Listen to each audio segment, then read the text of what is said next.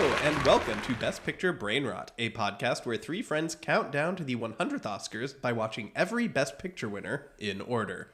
Follow along as we give ourselves cinematic brain damage from the first winner, Wings, to whatever the Academy picks in 2028. There are 84 weeks until the 100th Oscars, and today we are going to talk about Going My Way. Surprises, disappointments, hot takes, and plenty of brain rot. You give me the job of saying the title every week. That was good. So don't look at me. I appreciated that. Okay. We are your hosts, Adam, Sarah, And Drew. You know, guys, sometimes in this world, bad things happen. Like death. War on the scale of an epic worldwide battle between good and evil. And sometimes, when those things happen, we gravitate towards the things that make us feel good, make us laugh, make us consider the virtues of the Catholic Church. Yo. This week, we trade epic war stories for Going My Way, a quaint little movie about a priest who takes over a failing church and his clashes with the old priest who has to give up control. It's a hijinks movie. It's an episode of Ted Lasso, is what it is. Believe me, I'll get into it. This is a very fast which I Yeah, you might not get what okay, you I love Ted Lasso. So For heaven What do you have knows against- I've tried. what do you have against Ted Lasso? I'm just saying. Ted it's Lasso like had that. one good season, and it was a very good season. Okay, I actually don't believe it, but yeah, go ahead. I'm not criticizing it. No, I'm I, just saying it you reminded said, me of that. Also, you said death is bad. I don't think death is bad. yeah, hot take. Hot take. We're all dying. Well, that's true. But yes, this is. I actually agree with you, Drew. This has Ted Lasso vibes. It is. That was my Just number kind one of thing. like it is just kind of like a.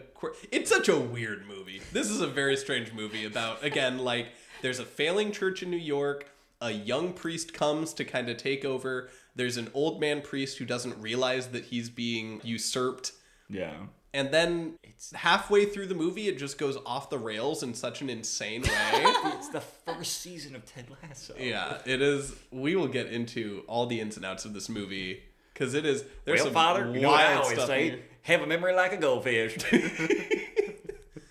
My first question is, what's the deal with those Catholics, huh? What's the deal? What's the deal? Don't all look at me. The Muslim and the Jew over here. You can't say the Jew. That is true. Drew makes a great point. We represent. Cornering the Catholic, as we always are. Persecuted like my Coptic brethren in Egypt. Oh no, they always bring up Egypt. Like the Nigerian. They always Nigerian bring brothers. up Egypt. Oh, Egypt. It's like, Look, get you over got Conclave.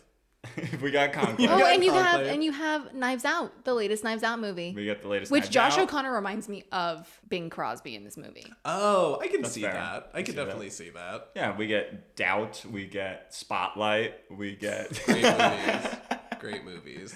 We'll talk about Spotlight. It has a very different perspective on the Catholic Church. Yes, it's very funny. We'll see if this holds true. This might be the only two movies about Catholicism are Going My Way. Then we go all the way to Spotlight.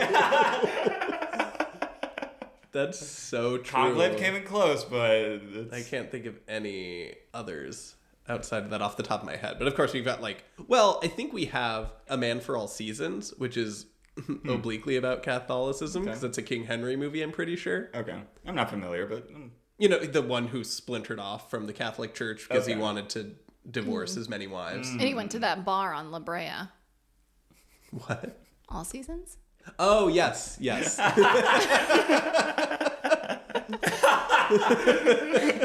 Great bar. Great bar. that's stupid. I was like, is it called King Henry's? Sorry. No, that's funny, though. So, Drew, are you going to give some historical context on Catholicism right now? I don't know if I need to. Do I need to? I don't know. It's not like super Congrats important. to your dad, first of all. Stop. We already talked about this. His dad, whose name is Deacon. Deacon. No, I mean, well, if we have questions, I can. I Colin. Fill in the gaps. My first job was at a Catholic church. I worked in the church annex as like a sort of secretary / assistant for the priest, along with a couple other. So, you were like a graduated altar boy. Honestly, not even remotely close to an altar boy. It was like strictly administrative stuff. Gotcha. It was like, sweeping and cleaning and walking the dog and helping type up homilies and stuff like that, but never. No, I'm not doing all the like, wearing a robe and, smoking incense. None of that crap. Not crap. Sorry to our many Catholic listeners. Yeah. But yes, we represent a diverse cross-section of the Abrahamic religions at this table. Yes. I'm Sarah. I'm Jewish. I'm Adam. My family has Muslim background. At least half of it does. I'm Drew and I'm Catholic. Nice to meet you. Hi, everybody. Hi, Adam. Hi, Drew. I already made this joke, but today we're going to figure out which one of us is right. Maybe we can glean that through going my way. I think you might be losing after this movie. Yeah, sorry. Oh, I'm sorry. Do you get a Best Picture winner, Adam? You get I might Lawrence not. of Arabia, maybe? Well, we all know Sarah does. Yeah, Sarah gets maybe too many. Yeah. What? You would say that. Can you would... say ring? Oh my Well, god. you know what movie she didn't get is The Life of Emile Zola. That's true. Yeah. Oh, yeah. True. Yeah. Wow. Cowards. And even Mrs. Miniver. Not a... True. Yeah. True. They left us out. The first World War II movie to mention Jews. Still waiting. Still waiting. Casablanca didn't say Still it waiting either. to find out what all this hype is about these Jews. I mean, Casablanca at least said the word concentration camp. Yes. Which, But that to be was fair, it. to be fair, actually some historical context about an episode that we already recorded. Concentration camp was like a common term for just a war measure that a lot of nations would use. It wasn't, in fact, it was after World War II that they actually, I forget who specifically pushed for this. Maybe it was Churchill or some prime minister made a very big push. It was like, we can't call these concentration camps anymore because that we have to call these death camps. Because this is a totally different thing than what we are used to. I mean, America had concentration camps during World War II for the Japanese. No, those were internment camps. It's the same thing. Yeah. But yeah, it's just you're concentrating a bunch of people in one space. It doesn't have the implication that it has now. It wasn't until World War II that we got Like that. after World War II. Yeah. Kind of like post when they discovered everything. Yeah. Anyway, we should probably talk about the movie that Yeah, we're let's talk here to about some talk silly- about. No, Casablanca. Stop. No, we just The movie that nobody talks about enough, if you ask me. God. But let's talk about Going My Way. In lieu of history, we can skip straight to cast and crew. Yeah. Great. I'm going to talk about the director, Leo McCarey. Leo McCarey was a great Hollywood director of both comedy and drama, known for films that felt remarkably spontaneous and emotionally authentic. He got to start directing slapstick shorts at Hal Roach Studios, while he mastered screwball comedy with films like The Awful Truth and Duck Soup. McCarey later shifted toward warm, deeply human stories about family, faith, and forgiveness, culminating into Going My Way and The Bells of St. Mary's. As a devout Catholic himself, many of his films drew from his own life and beliefs. It's not all about you. I'm Catholic and Drew, so. Yeah. Okay. Oh, God. He's like a diva this episode. Rather than relying on elaborate visuals, McCarey focused on natural performances, a lot of improvisation, and genuine human behavior. So much so that actors often didn't know exactly what they would be filming until the morning of the shoot. It sounds like a nightmare. But yeah, no, his style was... Just gotta do something. Come on, Bing, sing us a ditty. No ditty. No ditty. No ditty. His filmmaking style was, like I said, it was very chaotic. He would arrive on set, sit at a piano for an hour improvising, then make up much of the day's scenes on the spot. Bing Crosby estimated that about 75% of Going My Way was invented during filming. So it's like Iron Man. I guess. I don't know. In 1944, thanks to the success of this film, Going My Way, McCarey reportedly had the highest income of anyone in the United States that year. Wow. It was the highest grossing movie of this year. Yes, it was. Which I think gives a year. Okay. gives a lot I of thought you were about to context. reveal a bombshell stat here. But no, this is... I think that puts a lot of context on why this won the award that it did. Yeah. That it was like the #1 movie of the year, but I found that very interesting. Same. All right, I'm going to talk about Bing Crosby as Hit us with that Father Bing. O'Malley. Bada bing, bada boom. Y'all know Bing, right? This guy's hella famous. Yeah. Google outsold, but... Yeah. Hey, nice. Yeah, Bing Crosby was one of the biggest entertainers on the planet during his time. One of the first true multimedia celebrities, Crosby dominated radio, records, and Hollywood all at the same time. His smooth, relaxed, crooning style completely changed popular singing and influenced everyone from Frank Sinatra to Elvis Presley. He became America's comforting voice during the Great Depression and World War II, starring in hugely successful musicals and the beloved road comedies with Bob Hope. In 1944, he won the Academy Award for Best Actor, playing Father O'Malley. We'll talk about it.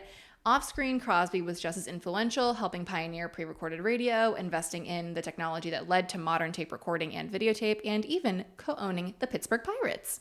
Oh. How's that going, Bing, huh? Oh my gosh. For all our sports fans in the crowd. Okay, some fun facts. The nickname Bing came from a comic strip called The Bingville Buggle, which he loved as a kid. Girl, I don't know. Jesus. His recording of White Christmas remains the best-selling single of all time. Y'all know the one. Mm-hmm. I'm dreaming of a white Christmas. Yeah. I'm dreaming of a white Christmas. Oh, that one. That one. I just completely disrespected Bing Crosby. Okay. Bing Crosby hated performing live radio every week because it interfered with his golf schedule. So he bankrolled the development of magnetic tape recording and convinced networks to let him pre-record his shows. That delusion helped revolutionize radio, television, and modern music recording. Wow. In fact, he was playing golf right before he died. He died moments after finishing 18 holes in Spain. The golf lore goes deep. It goes cover that so later. deep. I didn't realize he was like a legitimate golf addict. Yes, he That's was. Crazy. During World War II, American troops voted Crosby the person who did the most to boost morale, ahead of President Franklin D. Roosevelt and General Dwight D. Eisenhower. He won the Nickelodeon Kids' Choice Award. Yes, basically. He would totally get slimed. Yeah. Ashton Kutcher giving out the award for Yeah. best movie. Yeah, but he also... On his press tour for Iraq. For Baghdad, the movie. Baghdaddies. Yeah. Everybody he- comes to Baghdad. Bing Crosby also served 2 months of weekend jail time after a DUI. Okay. What? He was driving a golf cart. Yeah, Very well, probably. Yes. Okay, I only have one more actor that I'm going to talk about because these are the two that I'm interested in. Barry Fitzgerald as Father Fitzgibbon. Barry Fitzgerald was one of Hollywood's greatest character actors and one of the most beloved Irish performers ever to appear on screen. Born William Joseph Shields in Dublin, he spent nearly 2 decades working as a civil servant before finally leaving his government job at 41 years old to pursue acting full time. That's nice. After joining Dublin's legendary Abbey Theatre, he became known for his impeccable comedic timing, expressive face, and unforgettable Irish brogue. Director John Ford brought him to Hollywood in the mid-1930s, where he became a fixture in classics like How Green Was My Valley, Going My Way, and The Quiet Man. Though he often played lovable priests, drunks, and eccentrics, Fitzgerald was considered one of Hollywood's finest scene stealers. Barry Fitzgerald adopted the stage name Barry Fitzgerald, so his bosses in the Irish civil service wouldn't realize he was moonlighting as an actor. Oh, that's Oh, funny. that's nice. Although he became famous for playing Catholic priests, Fitzgerald was actually Protestant. Ew. Chill. The one group not represented at this Yeah. game. Yeah. He actually snapped the head off of his Oscar while practicing his golf swing. Ah! Pretty sure he was like pretty drunk. Yeah. Yeah, despite playing warm family men on screen, he was never married or had children. Huh. And he spent much of his Hollywood career living with his longtime stand-in and roommate, Angus Gus Talion. Well, that's why. Yeah, have we investigated Come this? on. Oh, wait. Oh, yeah. All right. So he is You buried. just laid the dots out without connecting them. Okay. He is buried at Dean's Grange Cemetery in Dean's Grange, County Dublin, Ireland. Nice. Next to Angus, Yeah. his best friend, No, roommate. Angus is buried on top of him. Angus thongs and perfect snogging. Who remembers that? I actually do do. remember that. I never like read it, but I was way too young to be watching that. My parents were like, no. Oh, and that's a wrap on Cast and Crew. thanks, Sarah. Okay, we were waiting. Yes. You're being we such were not going to move on until you said you're that. being a diva because you're Catholic and you're all Literally.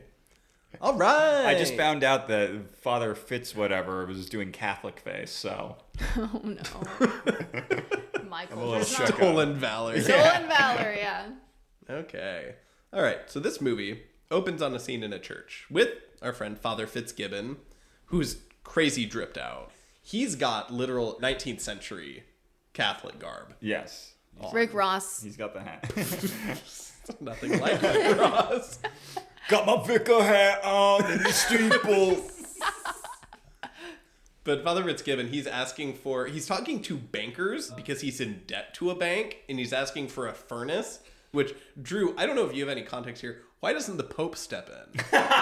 Like, why is a priest going into debt to a bank? Is that a thing? Oh, well, if it's World War II, the Pope is busy. Was it an anti-Pope? Playing it completely neutral to Mussolini is probably what's going on. But, like, isn't that what... I thought, like, the Catholic Church would... It's weird to me that it's like, we have money troubles as a church. I thought that was all, like, centralized. I don't really know how that operates. I mean, you could set up a Catholic church wherever if you wanted to. I don't... Look, I never got deep into... I worked in the administration of a church. I never got that deep into We're it. relying on you for this information. I'm curious. I thought, like, because these are nonprofits, like, it's interesting that they're... I was curious about this, too. It was like, why are they loaning out... No, really, like, he's from, like, a literally private in investor? grievous debt to Knickerbocker Savings and Loans. Which the names in this movie were so Yes. silly. Knickerbocker Loans and Savings, Mrs. Quimp, Mrs. Quinn. Father Fitzgibbon. Yes. It gets worse with some of these names. It does. Yeah. It really does. But yeah, I don't know. Maybe if someone wants to do that research for me, go ahead. But yeah, after that, we see Father O'Malley, Bing Crosby. He shows up in New York. This is like inner city New York. He shows up to be an assistant, so we think. Mm-hmm. You know, that's what all of the gossipy Catholic women who, when he arrives on the block, they'll poke their head out the window. They're just like verbally abusing each other and then him. Yeah. Pure comedy. Yeah, it's great. It's kind of funny. But then they're like, where are you looking for? I'm looking for St. Dominic's. And he's like, what kind of priest doesn't know where St. Dominic's is? You're off to a bad start. And then she hits her head on the window. I laughed so hard at that. I'm sorry. That was so funny. Yeah, and then after that, Father O'Malley, he goes to play with street kids. And then they, like, break a window, and he talks to this guy who's like, I'm an atheist. And then he throws a ball, and then Bing Crosby says, you throw like an atheist, too. Yeah. I was like, that's a really weird insult. Weird insult. It's a great insult. It's great, though. I literally wrote this down. I'm like, I'm using that. Like an atheist. Like, instead of you throw like a girl, you throw like an atheist. So much better. You throw like Hey, you throw like someone who doesn't believe in anything. that's good. Spoiler That's good. alert, this man does not convert to the church at the end of the movie. I thought for sure they were going to call back this dude. Right? They never do. And then he just throws an absolute laser down the center. Yeah, no, they convert him, and then they go to a baseball game, and he's the starting pitcher for the Yeah. Yankees. It's angels in the outfield yeah. now. This movie would totally do that. Yeah. Yeah, totally. This movie's so weird. But yeah, after he throws the ball like an atheist, Bing Crosby goes to pick it up and gets like drenched by a street cleaning truck. Oh yeah. And then so he shows up at the church, and he's dressed in a grout fit. I loved his grout fit. I'm like, he looks so cozy. He did. He was hella cozy. But O'Malley, in this scene, in his like grout fit, he meets Fitzgibbon, and he's like big mad. Fitzgibbon is big mad that they've sent anyone to help him because he does not want to have anyone involved with him. No, here says I need an assistant. Well, it's really funny too because like he takes a phone call, and it's just like the old women in the neighborhood. Mrs. He's Quim. He's just gossiping with them. Yeah, I loved that. Yeah. And then O'Malley's like, stop doing that. You should stop doing that. Yeah. Then O'Malley gets a call from his friend, who's like another young priest at like a nearby church or something. Like they went to school together. So much of this movie is like, at the time, boomer X millennial or like boomer X Gen Z. Yes. Like hijink comedy. Yeah. Yes. It's like we have to figure out how to cross our generational divide. Yeah. It's wacky. Fitzgibbon says that he built the church and he's been there for like 45 years. Again, this movie takes But 46 in October. 46. I love that. I love they kept saying that. Yeah. But, like, that means this church was built in the 1800s, which is wild to me. Yeah. Which, again, is why he's, like, dressed in straight-up 19th century Catholic garb rather than, like, the normal... Yeah. I have a question. What was that cute little hat he was wearing with the pom-pom on top? I actually am curious what that is, too, but It's a great hat. It's so cute. He looks adorable. Yeah. Because he's just wearing... Again, like, he's just wearing, like, ancient Catholic Because I have seen people wear that hat before. You do sometimes see in it. conclave. Yes, that's exactly. That actually might just be what it's called as a cardinal hat. Yeah. O'Malley's stuff arrives, which is like some sports stuff, tennis, golf clubs, which I think they were probably just delivering Bing Crosby's like Things. Yes. They're like, get that in there, get that in there. Yes, absolutely. Leo McCarey's like, this is gold. Keep it running. He also brings a litter of puppies for some reason. Those puppies were adorable. Adorable. I don't really know the point of him doing that, but the I don't puppies either. are really cute. I don't either. I mean, I'm gonna say that a lot talking about this movie, to be honest. Yeah. His friend at the other church, he shows up and asks O'Malley to golf, and Fitz is appalled that he would even consider going golfing. Which he improvises a line. A golf course is just a pool table outside. Oh yeah, he's like just opposed to the idea of golf and thinks Yes. it's sinful. Yes. Which is so funny. That hat is called a biretta. Biretta. Thanks. So we know what it is now. Well, it's a fun hat. I want one. It's a more fun looking than it is named. Yeah. Yeah. Thought it was like named like a Pookie Schmook or A something. Beretta? I mean, Beretta's a pretty cool name. It's not a gun. Yeah, it's also a gun name, yeah. With an E, it's a gun. True. So in this conversation as well, after Fitzgibbon leaves, the friend kind of reveals again to the audience that O'Malley is actually the lead priest. And that O'Malley is not actually the assistant, as he was kind of saying before, but he was sent in to be a fixer priest because Fitzgibbon has run this church into the ground by taking out ungodly amounts of loans from the Knickerbocker Savings and Loans Company. And so he's being demoted, even though he doesn't know that. Which, when they revealed this, I was like, oh, this is a fun twist. I enjoy kind of like the idea of where this would go. Then O'Malley, he also meets the banker out in the street because the banker is trying to evict Mrs. Quimp. To which I will say, Get her out of there. she was Evict her. 6 months late That's on the crazy. rent. And she's just a bad person. I thought this was so funny. She's like, you can't evict her. And it's like, she hasn't paid for 6 months. Like, the bank has actually been lenient so far. Yes. Maybe this is landlordy of me, but No, not at all. I agree with you. Wow. do you disagree, Drew? Yeah, well, Wow, Drew, what's your take? All right. Drew, what's your take? Okay, we got a Cuomo voter over here. What's your take? With her, I mean, yeah, she owes the money. That's not the take. What do you think? You kicking her out or are you not kicking her Am I out? kicking her out? Listen, I've seen some videos online, and I know where this normally tends to go. All right, I'm evicting her. I'll say it. Yeah. She's like, this is far beyond the statute of limitations. I understand getting like a few months lenience, but like 6 whole months and you haven't paid anything? Hey. Come on. She's not like sick or anything. She's just not paying it. Like if she was like sick or like something really bad had happened, but she's just like gossiping and like hanging around.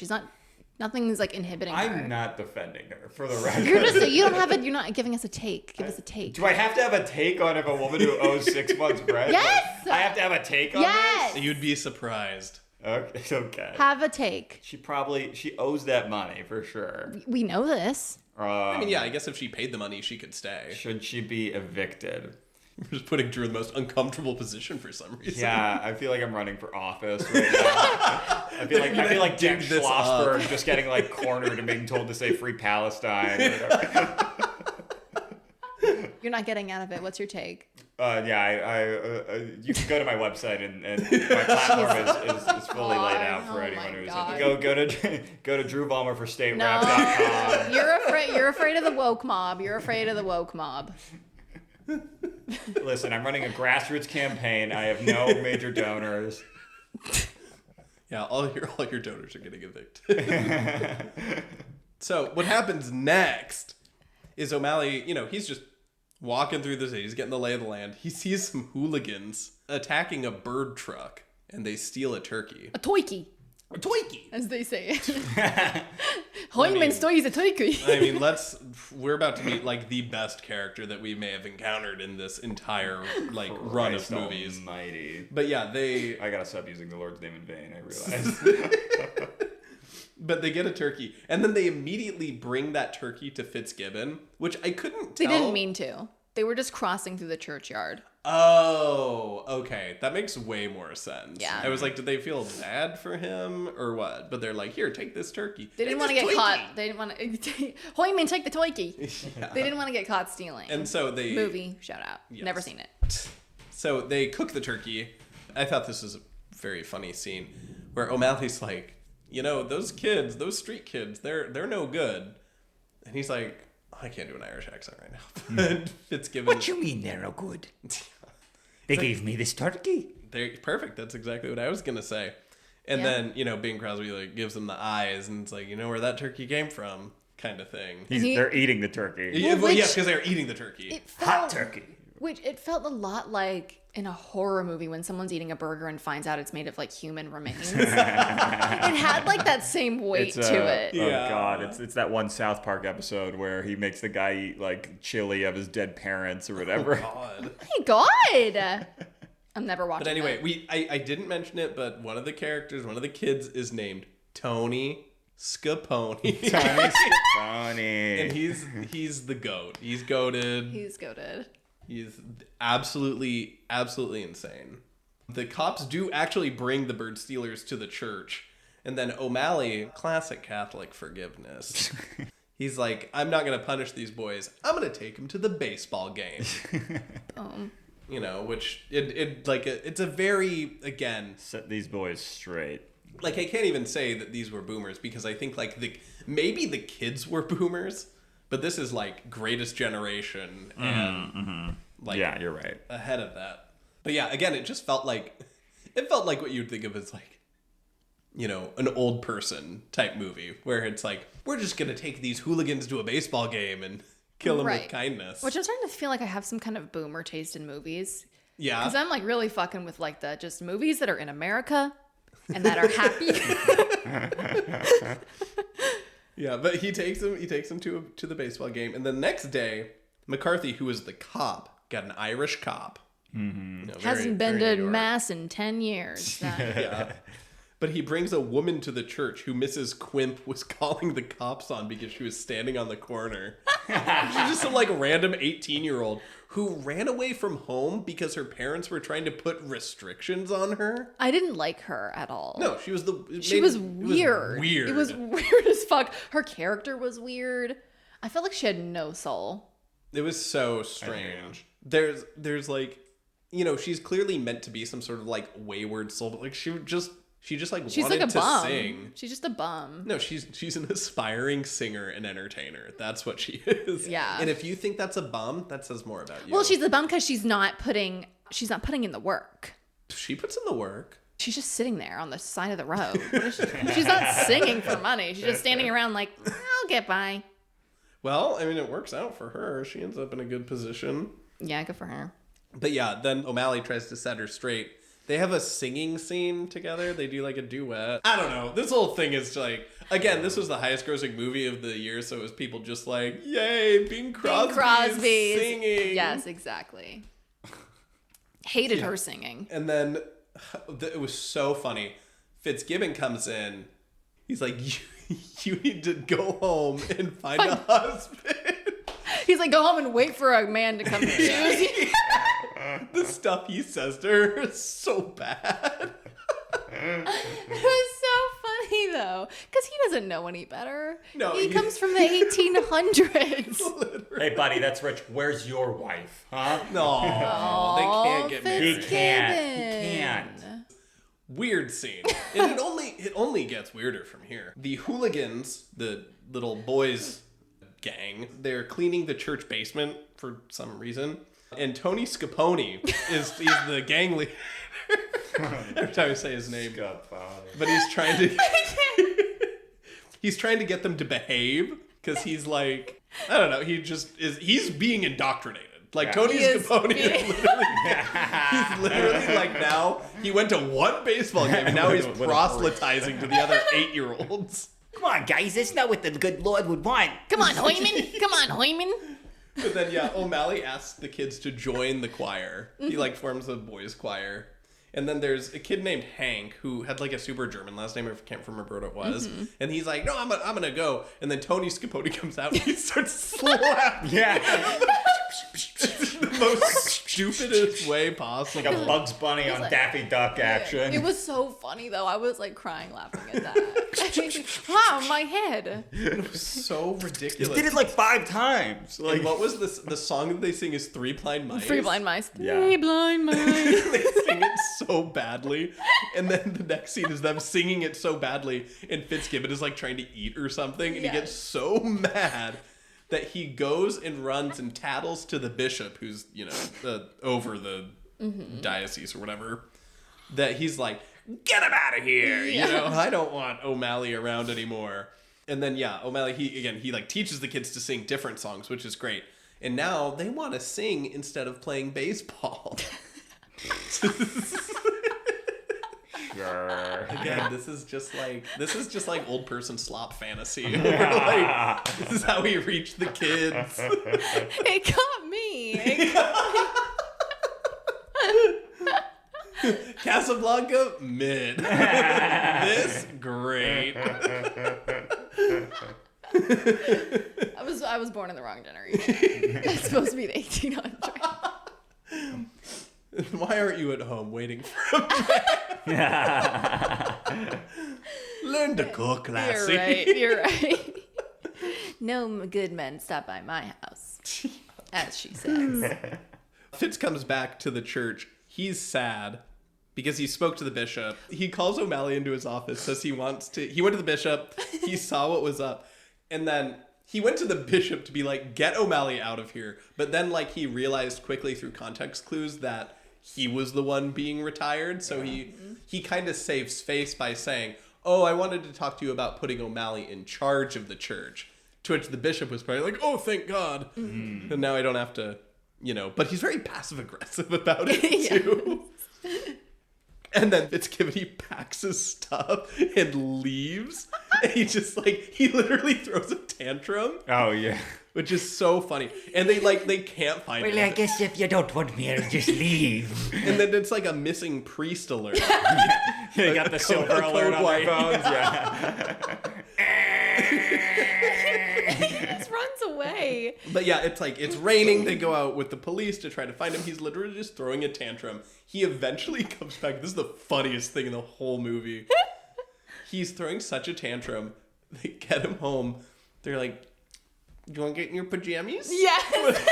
So they get him in his pajamas. They give him dinner in bed, and Bing Crosby sings him to sleep. To Ralura, yeah. And I was just like, I think I sent Drew just like a picture of like Winnie the Pooh in his like nighttime outfit. And like they pretty much did everything short of like rubbing his tummy and giving him like warm milk. And I was like, this guy's like 80. Why are we treating him like this?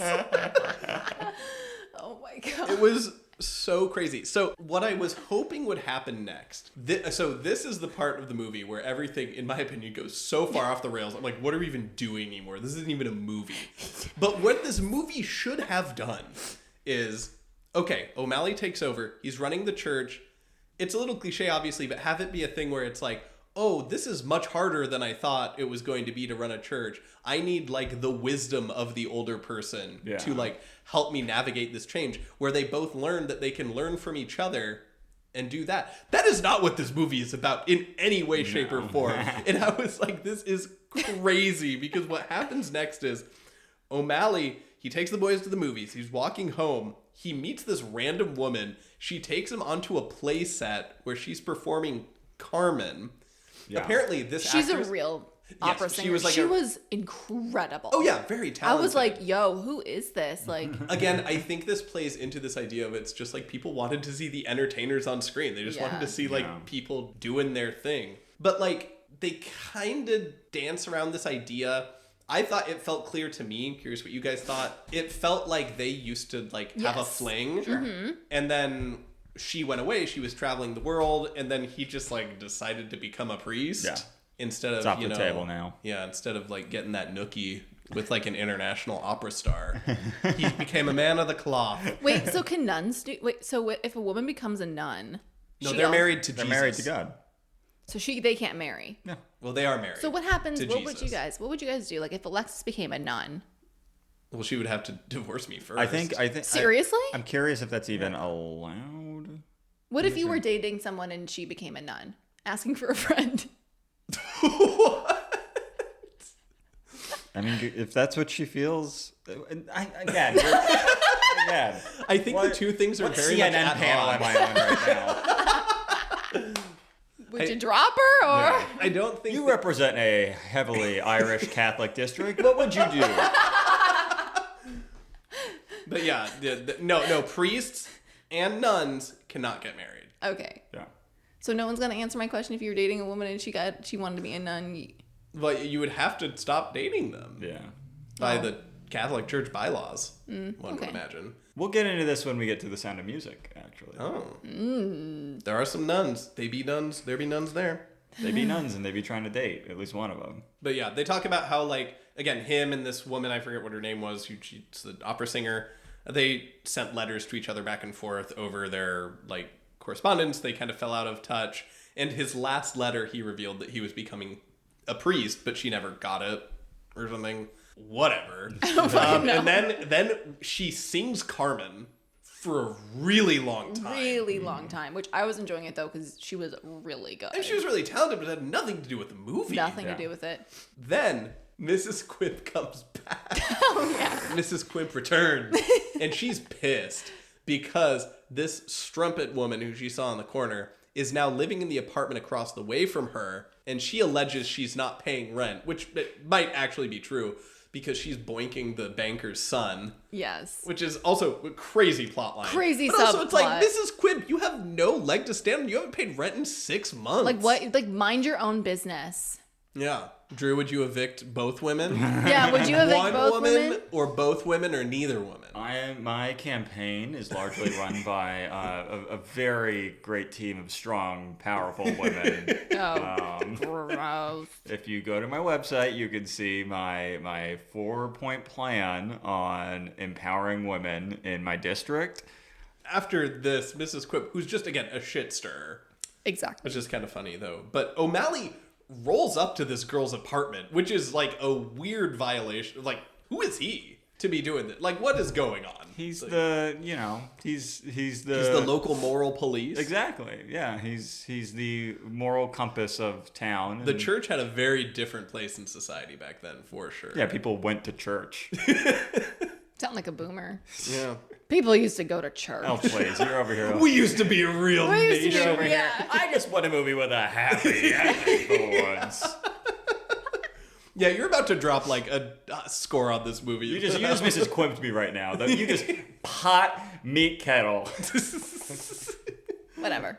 But anyway, again, O'Malley rolls up to this girl's apartment and she tells him how she secured the bag. Mm-hmm. She's like, well, I was just walking down the street. I met him. And then he's like, you're pretty cute. He's like, who do we know? Or who do you know that I know? Yeah. Which I Something guess is an so old weird pickup line. that somehow like turns into him being her sugar daddy. Like literally. She's 18, by the way. Yeah. Yeah. She's 18. And he's what, 30 something? I have no idea. Well, Do they say he's her- pretty young. No, he's pretty considering- young, yeah. He's like, he's very much like Jimmy Stewart in Yes. You Can't Take It With You. Yeah. Yes. These both movies having Totally. similar, No, totally. And then Bing Crosby, he sings the titular song. which affects them emotionally Yeah. and makes the banker think about his life choices. Yeah. Just like Going Jimmy his Stewart. way. Yeah. Just like Jimmy Stewart. And that's what Margarita did. Margaritaville did for the people. And Getting a then, headache. This is too much to remember. and then after that, we go back to the church. Nothing else that happens in this movie matters in any way, to be honest. The opera singer comes and sings for the kids. Yeah. That's a scene. Something That that happens. It does happen. We cut back to the banker's son and his woman, who we learn is his wife, and they reveal to their dad, who is the banker, Yeah, the bank. Yeah. that they're married and that Father O'Malley was the one who married them. and then like she calls the banker dad. That was so weird. And then the son joins the army? war. Yeah, Yeah. right. In like 30 seconds, he Wow. walks out of the room and comes back in. Because Like, the dad's like, okay, well, you're basically like, what are you gonna do with your life if this is the choice that you're making? oh, Like, and so was it like Patriot slop? a little bit. I mean, What are you gonna do with your life that's meaningful? Yeah. I'm gonna join the army. Yeah, he's clearly saying to his dad, he's like, I'm going my own way. Yeah. And, I'm going to marry this lady. If you threaten to cut me off, I still have, like, plans for my life. I know what I'm doing. And, like, they do the very dramatic, he just walks out in the full uniform. And guess what? We never meet these characters again. Yeah. So it's so weird.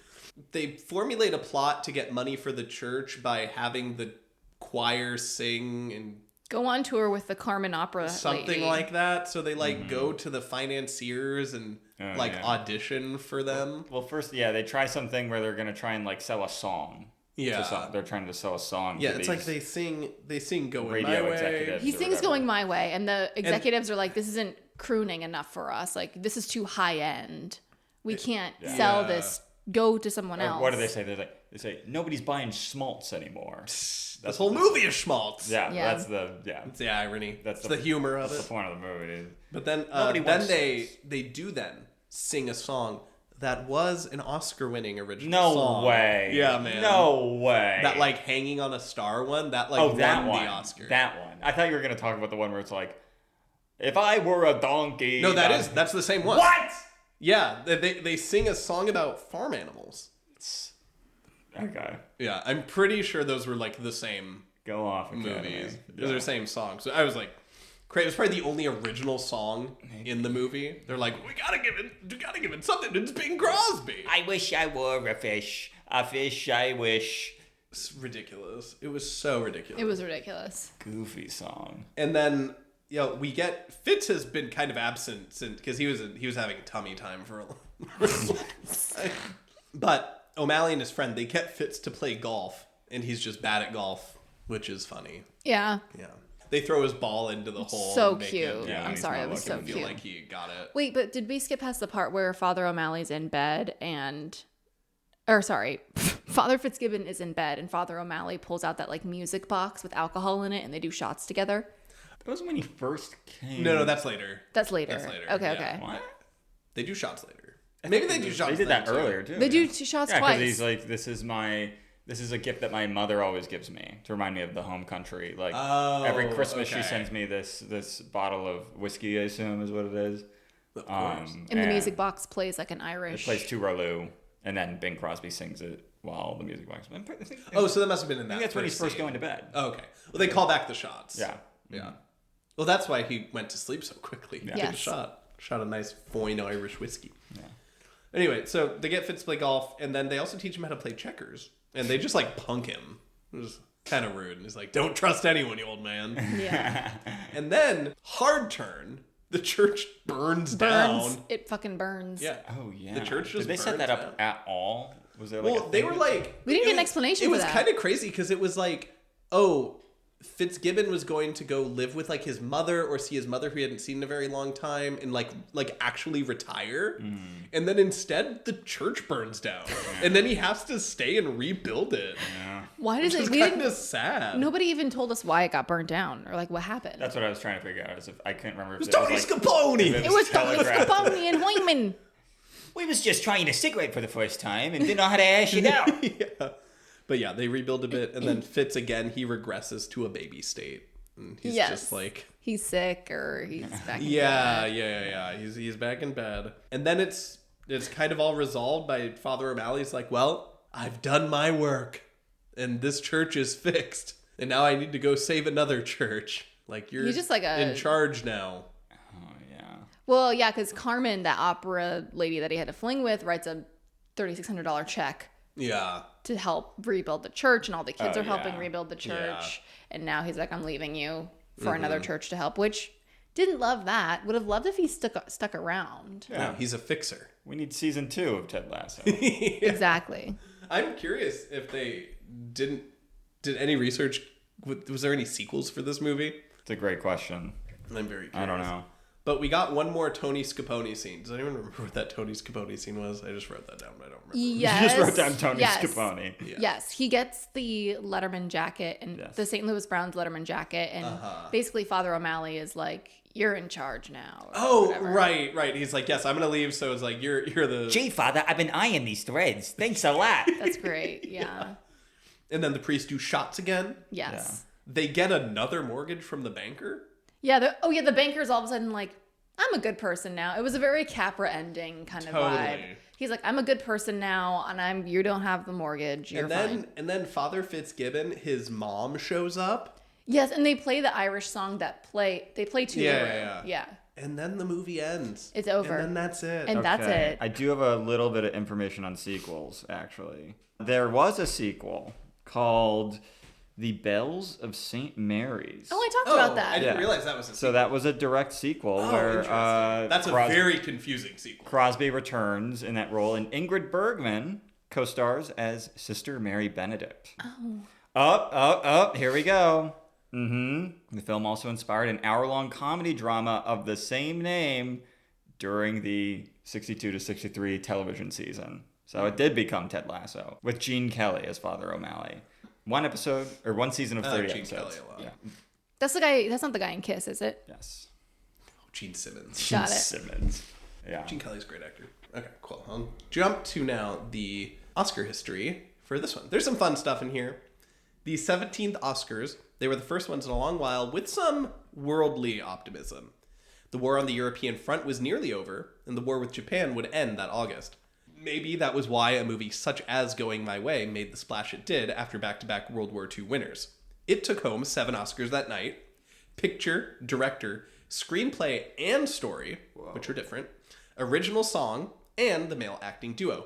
Crosby for lead and Fitzgerald for supporting. Some fun stories for each of them. First, Fitzgerald was double nominated for the same role in both lead and supporting actor, which is something that would only happen that one time, which is good because it's ridiculous. Why? I don't know. Did he just have like 2 different agents submitting?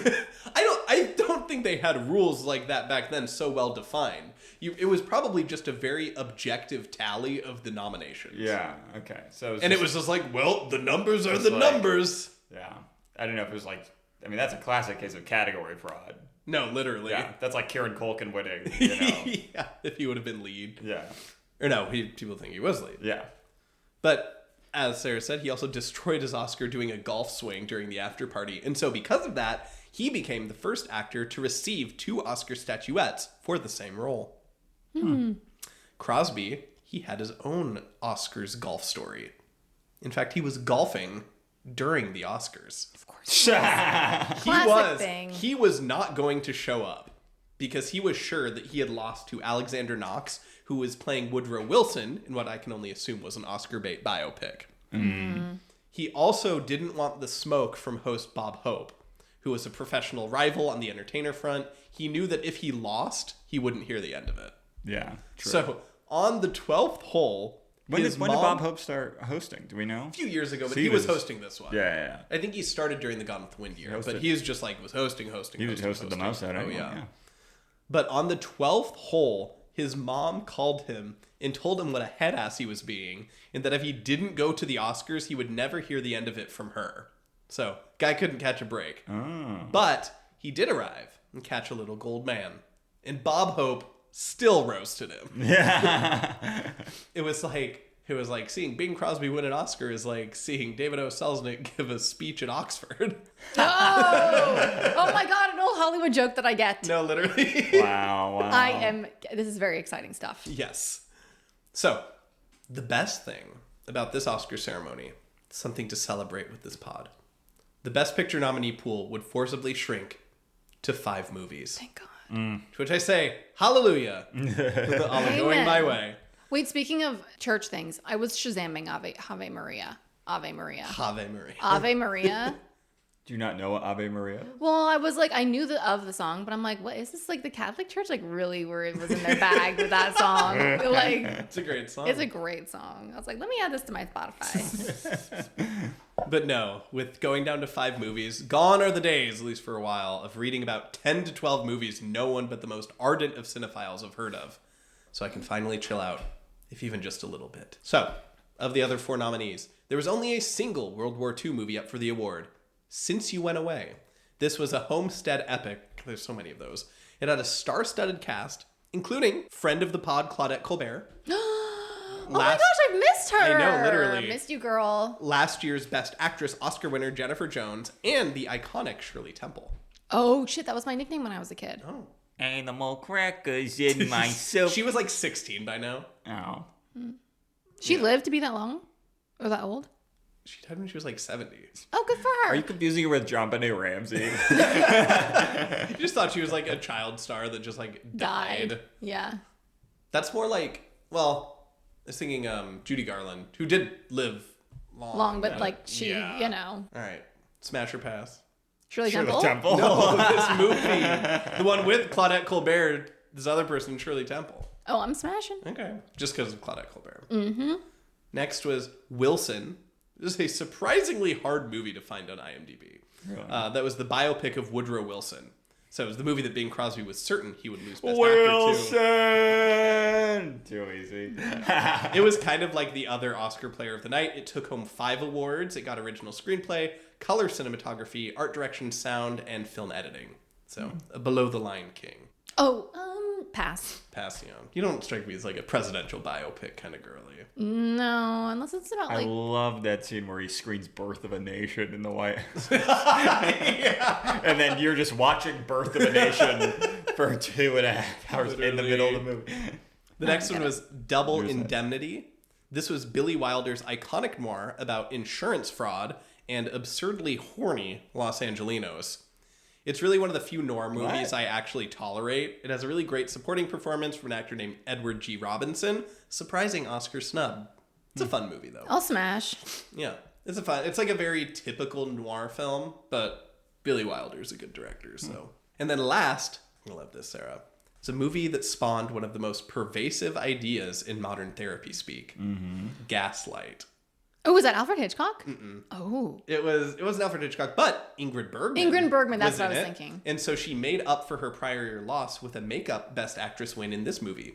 She plays a put-upon 19th century housewife whose husband starts to make her doubt reality. Oh, smash. So yeah, the term gaslight, I don't know if you knew this, is literally from this movie that came out in 1940. Oh, right, because doesn't he like convince her that like the gas light isn't on or some shit like that? I haven't seen it, but I think I'm pretty sure probably. that's what. Yeah. Oh, I am smashing so hard. I might watch this movie. Yeah, it's always one that I've been interested in watching and never gotten around to watching myself, which leads well into the question of should Going My Way have won Best Picture? And my answer is if they wanted to award a good movie, no. Look, there is a totally coherent reason for why this movie won that I completely understand. This is literally, I firmly 100% believe this. This is Coda of World War II. I was gonna say this is also Ted Lasso again. Yeah. It's like we just went through a pandemic. Like we really need positive vibes. Like No, like 100%. it was the right place, right time. And it made a huge smash at the box office. Yeah. It was like a bunch of entertainers at the top of their game. I'm sure it was like very entertaining at the time. So like, Yeah. I do not doubt the reasons why it won. I just don't think it was a very good movie. And if they wanted to give a good film the award, they could have very well chosen something else. Yeah. Double Indemnity, very dark, very cynical movie. Mm-hmm. Much better movie. Gaslight, I think probably very similar. Again, I haven't seen it, but I think it's supposed to be good. I didn't really care for this one, so I am for sure they could have done better, but I do understand the reasoning. I'm kind of in your camp, but I don't need I don't need to beat a dead horse. Yeah. No, I'm sure there's like other movies by Oscar standards that could have won over this one for sure. I can see that. But it's just a different, liked it, different kind of winner. It's a different kind of winner. Yes. Yeah. Exactly. Yeah. We'll get into like my exact thoughts on my rating and like vibe of this, but first, Did we talk I mean, about we- the actual end? Did we talk about? Yeah, we talked about the end. No, but I mean like the part where his mother shows up. Yeah. Yeah. You did? Okay. yeah, Right. she shows up and then the movie just sort of ends. Okay. That was pretty much Totally it. slipped my mind. But yeah, was that real? Was his mother really there? Oh, no. Just a dream. He actually died. That part of the He died. movie did get me, I will say. Oh my gosh, really? I forgot to say, I cried at the end. Oh, really? I did, I cried. That part got me. I wasn't really on board with the whole movie, and then that part was like, what the fuck? That's exactly what I said. I said, what the fuck? Why am I crying? Yeah. You just like seeing him reunite with his mom. It was so cute. Because and she they was like played- so old. She was so old, and I just, oh my god. And they were playing to LaRue. And it was so cute also when Father O'Malley was just like kind of walking around the church and he heard the music box from the other room, which means that Father Fitzgibbon is getting the alcohol out. Yeah. It's just like so cute. It was so cute. Father Fitzgibbon's drinking again. He's drinking again. It's just like to LaRue. That was definitely a scene where I was like, I know what you're doing to me, and I'm mad that Yeah. it's working. That's Yes. funny. It was like, Before we get into our final ratings and verdicts, my brain rot is, which Best Picture winners that we've watched so far would have been improved by the inclusion of Tony Scapone? Cavalcade. Put him on the It's a Titanic. pretty nice cruise ship. Shame if something happened to it. He's just like the narrator for Yes. Cavalcade. What if he was just I'm telling you, Pa, I'm going out to fight the boars. Yeah. What if he was the voice of Hugh and the voiceover for How Green Is My Valley? Music was in her lungs, like, eyes would have seen. That's great. Or we could also play the game where we take other child actors from other movies and put them into Going My Way. Like, let's put Pineapple. Oh my god. I mean, Pineapple would probably... if I were a pineapple I would be. It's probably better for him than being a slave, I guess. Yeah. Yeah, I like Tony Scapone in All Quiet on the Western Front. Yeah. He was so innocent, and then Oh, God. Come on, y'all. We'll do it for the Kaiser. I'm so curious where that actor just, like, ended up after this. same. I wish I had looked into it. Yeah. Because he Gone was with the just... Wind. Yous ain't never gonna destroy my terror and get away with it. I'll come after every last one of you Yankees.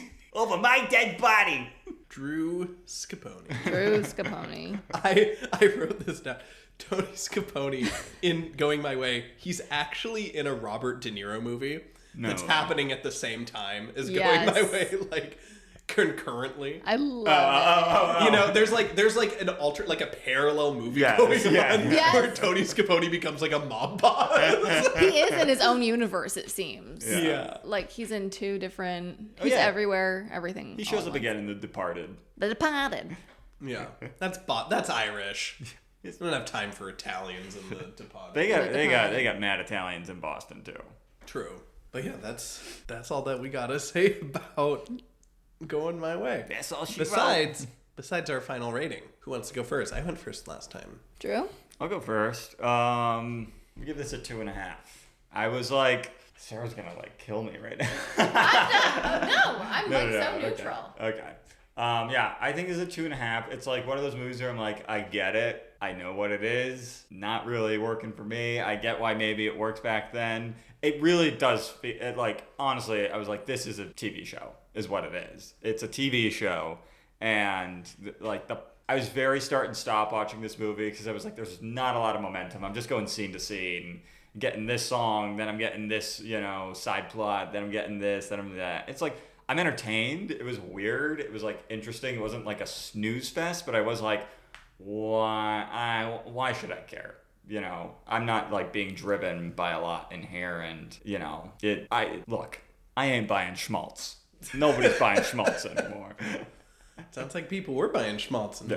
1944. I see why people liked it, but especially watching this right after Casablanca is like totally like, I don't know. It just like really left me wanting. It's so funny going from like Mrs. Miniver to Casablanca to this. Yeah, we like ramped up into it. Yeah. And yeah, the one after this it makes this one even feel more like an anomaly. Yeah. But I will go next because I'm very curious to hear your Okay. thoughts, Sarah. So I want you to go last. Yeah. But I'm probably at a 2 for this one. I feel a lot about this one that I feel with You Can't Take It With You. I think those movies are cut from very similar cloths. Totally. But the problem with this one is, you touched on a little, Drew, all the side plots were just like not super interesting. And like you said, it's like most of this movie wasn't even written, and it feels that way. It's like we're hanging out for a half of it. Totally. Again, I think there's an interesting story here. I love this stuff at the beginning where you reveal it's like, okay, like he's coming to lead this church. What's the conflict going to be? Like, I wanted to see Bing Crosby's character struggle a little bit, but like he has zero struggles. He's just like the perfect character. He fixes everything immediately. There's no conflict. Like, there's barely any conflict besides besides Fitzgibbon throwing a tantrum and getting his tummy time. At least Ted Lasso was going through a divorce. Right. At least he had to FaceTime that kid at least once an episode. Yeah. But I would say, again, if this had diverted off into, once he kind of gives O'Malley the reign of the church, if there had been a little more story about him like struggling to do it and like they come together and like, I just think that's a more interesting story. And instead we got like the opera singer and like stuff with the banker son and that girl. And those things all felt like they were just in separate movies. So for me, I'm just like, this is not cohesive. It's not interesting enough for me to like really enjoy it. So yeah, I end up at a 2. But again, you know, it's what the people needed. Yeah. Yeah. Is it what you needed, Sarah? Yeah. I agree with everything you two good. said. I agree with everything you two said about the movie. Too many subplots. I'm just caring about Fitzgibbon's. Fitzgibbon's made this movie a 4 for me. I love Fitzgibbon. This is good discourse. It was so cute. The movie I thought was so cute and cozy. Nobody was like overly annoying. Like, You Can't Take It With You. I couldn't fucking stand the people in that movie. But in this one, it was so cute. Like, if you put a curmudgeon who finds his way back to joy in a movie, like, I'm sold. That and Talking Raccoons, I'm in. Is that the one thing that prevented this from being a 5? Yes. They didn't have Rocket the raccoon in it. So I was like, I don't know. But no, I just like... Gee, this raccoon can talk. Ain't that something? Get him, boys! They fry him up. Hey, father, we was just walking around with this fried raccoon. He had some sort of plasma We rifle. got it for you. Great. Thank you, guys. Bing's sitting there carving it up. Hot raccoon. Ew, no. Going my way. No, but that one girl was super weird, didn't give a fuck about the guy, but that she married or whatever. But there's something I just find so cozy about like older American movies, guy in like a St. Louis Browns outfit, like the comedy. I love the physical comedy, like when Fitzgibbon's like thinks he can run over the bush because Father O'Malley did it. He like thinks, and then he's like, there's when he like is holding the turkey and the turkey's wings are flapping in Fitzgibbon's face. Yeah, the turkey was alive. Yeah. It's just like, it was so funny. Like, I literally laughed. I literally cried. And yeah, I know what's wrong with it, but I still really enjoyed it. It was super cute and charming. Love that. So it's a 4 from me. Sorry, Casablanca. Casablanca 3. Going my way 4. 4. This is good. You heard it here first. This is You good. heard it here first, folks. But yeah, as I kind of alluded to earlier, next week we take a very dark turn. Oh. Going from happy priests to degenerate alcoholics. Yes. No. So this is actually one of the movies I've been most excited to watch in this whole journey. What is it called? The Lost Weekend. It is Billy Wilder's Best Picture winner about one man's totally epic bender. Yeah. I am sure it's going to be very cheerful. Yeah. I think they meet Mike Tyson's tiger in this.